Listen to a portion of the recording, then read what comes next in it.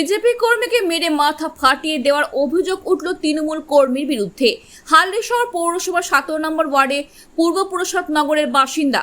অভিযোগে স্থানীয় তৃণমূল কর্মী অশোক মণ্ডল। আক্রান্ত বিজেপি কর্মী সংগ্রাম সরকার জানান, রবিবার রাতে কাজ শেষে সাইকেল চালিয়ে বাড়ি ফিরছিলেন সংগ্রাম। প্রসাদ নগর স্কুলের সামনে উল্টো দিক থেকে এসে সাইকেল চালিয়ে ধাক্কা মারে তৃণমূল কর্মী অশোক মণ্ডলকে। এরপর তাকে গালিগালাজ করে। প্রতিবাদ করলে দুজনের মধ্যে তীব্র বচসা বেঁধে যায়। অভিযোগ, সাইকেল থেকে পড়ে যেতেই সংগ্রামকে ঘুষি চড় থাপ্পড় মারে অশোক। রাতে হালিশহর থানায় অশোকের বিরুদ্ধে অভিযোগ দায়ের করেন আক্রান্ত বিজেপি কর্মী সংগ্রাম। ঘটনা নিয়ে স্থানীয় কাউন্সিলর শম্ভুনাথ ঘোষ বলেন, দুজনের মধ্যে সাইকেলে ধাক্কা নিয়ে মারামারি হয়েছে শুনেছি। এক পক্ষ থানায় অভিযোগ জানিয়েছে, প্রশাসন বিষয়টি খতিয়ে দেখে যথাযথ ব্যবস্থা নেবে।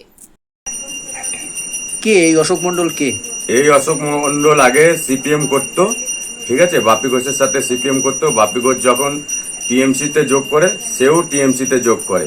করার পরে তার পাশের বাড়ির এক মহিলাকে মেরে মুখ থেকে রক্ত বের করে দেয় এবং 4 তারিখে তার আর এক পাশের বাড়ির ছেলেকে মেরে মুখ টুক ফাটিয়ে 4 তারিখের পরে তখন আবার বলে যে কোথায় তোর বিজেপির কে আছে দেখে নেব। যেহেতু বিজেপি করেছিলাম বলে তাই জন্য এই আজকের ফল। শাসক দলের সঙ্গে জড়িত করে এই অশোক মণ্ডল এত বারবারন্ত? হ্যাঁ, এত বারবারন্ত। আগে সিপিএম এ ছিল, সিপিএম এর থেকে আসার পরে আবার টিএমসি তে ঢুকে এত বারবারান্তি শুরু করেছে। এরা সিপিএম এর থেকে এসে হারমাতগিরি করেছে, আবার টিএমসি তে যোগ দিয়ে আবার সে হারমাত বাপি ঘোষের নেতৃত্বে সে হারমাতগিরি করছে। থানায় অভিযোগ দায়ের করেছেন? হ্যাঁ, থানায় এর নামে অভিযোগ করেছি। আমি কি চাইছেন? আমি এর যথেষ্ট শাস্তি চাচ্ছি। আপনার নাম? সংগ্রাম সরকার।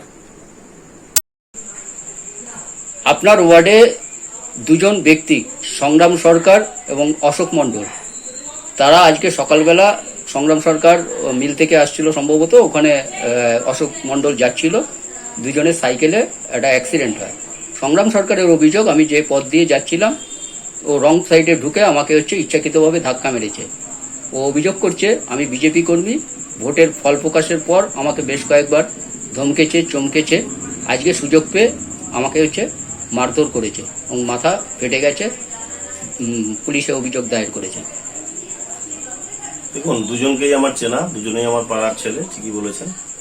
আর আজ আমি সকালবেলা ওই ব্যাপারটা শুনতে পেরেছি এবং এখন আমাদের ওখানে পাইপলাইনে কাজ হওয়ার জন্য দুদিকে রাস্তাটা খুব সংকীর্ণ হয়ে গেছে, কোনো সাইড মেনটেন করা খুব টাফ হয়ে যাচ্ছে। তো যাই হোক, তারা আমার জানা যে তারা একজন আসছিলেন, একজন যাচ্ছিলেন এবং তাদের মধ্যে একটা টাসেল হয়। টাসেল হওয়ার পর তারা দুজনের সঙ্গে বাক্য বিনিময়, উত্তপ্ত বাক্য বিনিময় হয় এবং পরবর্তী সময় আমি জানি এটা ধাক্কাধাক্কিও হয় দুজনের মধ্যেই। তারপর ওখানকার লোকাল লোক সেটাকে তাদেরকে সরিয়ে দেয়। আর যেটা বললেন যে সেটা হচ্ছে যে 4 তারিখের পর, ভোটের রেজাল্টের পর থেকে আমি দাবি করছি এবং দায়িত্ব নিয়ে বলছি যে 17 নম্বর ওয়ার্ডে কোনো রকম কোনো অশান্তি হয়নি, কারণ আমাদের নির্দেশ ছিল দলের পক্ষ থেকে, এমএলএ এবং এমপির পক্ষ থেকে যে কোনো গন্ডগোল করা যাবে না।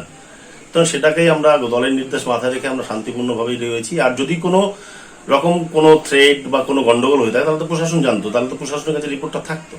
তো যখন সেটা হয়নি, সেটা একটা ভিত্তিহীন কথা। এবং আজকে যে ঘটনাটা ঘটেছে, যদি তারা আমার কাছে আসতো, পাড়ারই ছেলে, আমি নিশ্চয়ই তাদেরকে নিয়ে বসে সমস্যার সমাধান করার চেষ্টা করতাম। কিন্তু যেহেতু তারা প্রশাসনে গেছে এক পক্ষ, প্রশাসনে যখন গেছে প্রশাসন ব্যাপারটা দেখবে, এটাই আশা রাখবো আর কি। উনি অভিযোগ করছেন সাগরবাবু যে এর আগেও একাধিক বা কোনো মহিলাদের মেরেছে বা কোনো পুরুষকে মেরেছে, ওইসব অশোকবাবুর বিরুদ্ধে অভিযোগ করছেন। দেখুন, বিভিন্ন জায়গায় বিভিন্ন রকম অভিযোগ আসতেই পারে, অভিযোগগুলো সব মানে প্রশাসন দেখছে। সুতরাং আগের দিনের সঙ্গে এই দিনের ঘটনা মেলালে পরে সেটা হবে না। আর এর সম্বন্ধেও তো অনেক অভিযোগ আছে, সেটা তো বিষয় না। এই আজকে যে ঘটনাটা ঘটেছে সেটা নিয়ে আমাদের ভাবা উচিত, যাতে আগামী দিনে না ঘটে বা সুস্থ পরিবেশ থাকে। আপনার নাম? আমার নাম শম্ভুনাথ ঘোষ, 17 নম্বর ওয়ার্ড, হালিশহর পৌরসভা।